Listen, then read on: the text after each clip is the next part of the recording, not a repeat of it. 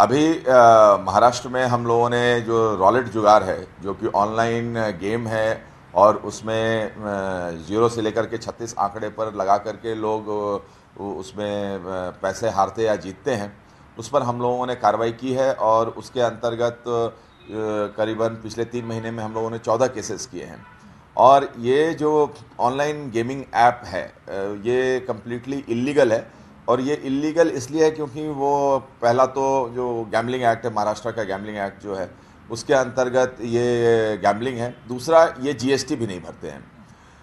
But इस गुने के तपास के अंतर्गत हम लोगों को ये समझ में आया, जब हम लोगों ने दूसरे जो गेमिंग ऐप्स हैं उनके संदर्भ में जो माननीय सुप्रीम कोर्ट और माननीय हाई कोर्ट के जो निर्णय थे, उनको समझने के बाद से जो हम लोगों को पता चला है कि इसमें भी जो गेमिंग ऐप्स यूज़ किए जाते हैं, वो भारत के किसी रेगुलेटर के द्वारा या भारत के किसी लाइसेंसिंग अथॉरिटी के द्वारा, या तो भारत सरकार या राज्य सरकार के द्वारा प्रमाणित नहीं है, प्राधिकृत नहीं है।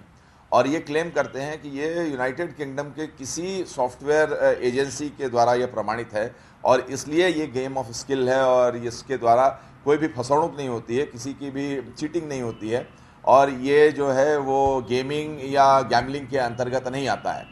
लेकिन हमारा जो इसमें जो सोच है, जो हमारी विचारधारा है, कि ये जो है इसमें लोगों को बहुत आदतें लग रही हैं, ये हैबिचुअल हो रहा है, ये इसकी आदत पड़ जाती है लोगों को, और इसके तहत लोग दूसरे गुने करने के लिए प्रवृत्त हो जाते हैं। जैसा कि अभी कुछ दिनों पहले हम लोगों ने देखा कि एक जो व्यक्ति था, वो बहुत हैबिचुअल हो चुका था चेन स्नैचिंग में। और वो चेन स्नैचिंग 2 कारणों से करता था, एक अपनी गर्लफ्रेंड के साथ अय्याशी करने के लिए, और दूसरा ये ऑनलाइन गेमिंग ऐप खेलने के लिए। तो ये इसकी लत बहुत लग रही है, और यदि ऐसी लत लगती है और ऐसा गेमिंग ऐप है, तो उसको किसी भी तो रेगुलेटरी अथॉरिटी या किसी लाइसेंसिंग अथॉरिटी के द्वारा उसको प्रमाणित होना चाहिए। और इस टाइप की हमारी जो सोच है कि कायदे में बदल किया जाए।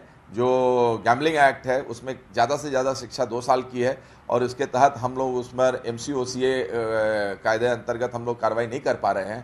तो कम से कम इसकी शिक्षा जो है वो 3 वर्ष या उससे ज़्यादा की जाए।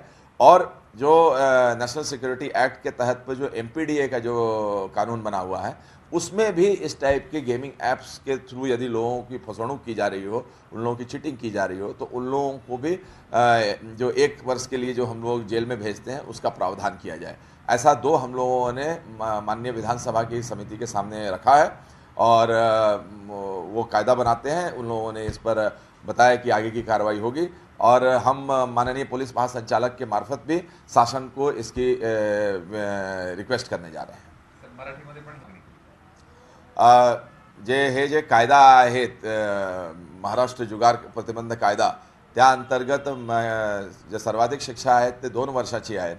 तर यामुळे या गुन्हा अंतर्गत कोणी किती वेळा गुन्हा करत असेल तरी तो मोका अंतर्गत तो पात्र होत नाही.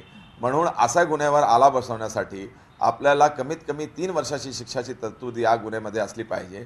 आणि त्याचबरोबर यावर जे प्रामाणिक प्रतिबंध आणण्यासाठी त्यांना MPDA मध्ये सुद्धा जेरबंद करण्याचे प्रावधान असला पाहिजे. आणि हे दोन्ही कायदा, MPDA आणि महाराष्ट्र गॅम्बलिंग ॲक्ट, हे दोन्हीमध्ये बदल करण्याची तरतूद आहे, गरज आहे. यासाठी आम्ही माननीय पोलीस महासंचालक साहेबांच्या मार्फतीने माननीय राज्य शासनाला आपण विनंती करणार आहे. लायसन्सिंग ऑथॉरिटी आणि रेग्युलेशन पण चेंज करायला हवी अशी मागणी आहे, किंवा केलं पाहिजे. या संदर्भात जे काही गेमिंग ॲप्स आहेत आणि त्याच्यावरून लोकांना याची सवय पडत आहेत, त्याच्यावर लक्ष देणे गरजेचे आहेत. कारण की हा जे आहे ते आधार बनतो दुसरे गुन्हा करण्यासाठी.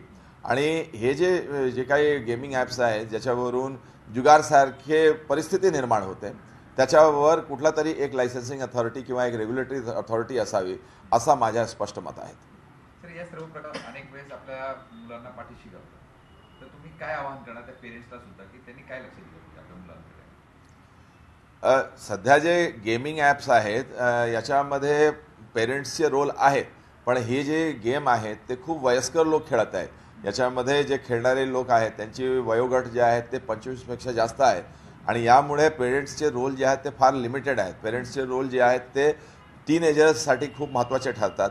पण जे टीनेज पार केलेले जे मुलं आहेत आणि ते खेळत असेल तर त्यांची एक स्वतंत्र भूमिका असते. आणि याच्यामध्ये मेन आहेत की हा खेळ जे आहे ते खूप ॲडिक्टिव्ह इन नेचर आहे, त्याची खूप सवय लागते. आणि एकदा सवय लागल्यानंतर तो माणूस तो खेळ सोडू शकत नाही आणि म्हणून ते गुन्हेगारीकडे तो प्रवृत्त होतो. असा आमच्या हल्लीचे एक गुन्ह्यामध्ये समोर आलेला आहे, ज्याच्यामध्ये संसाखली चोराने ते ह्या कामासाठी जवळपास 56 चेन स्नॅचिंग केली होती 2 वर्षामध्ये. बहिणाबाईंची जात्यावरची ओवी म्हणजे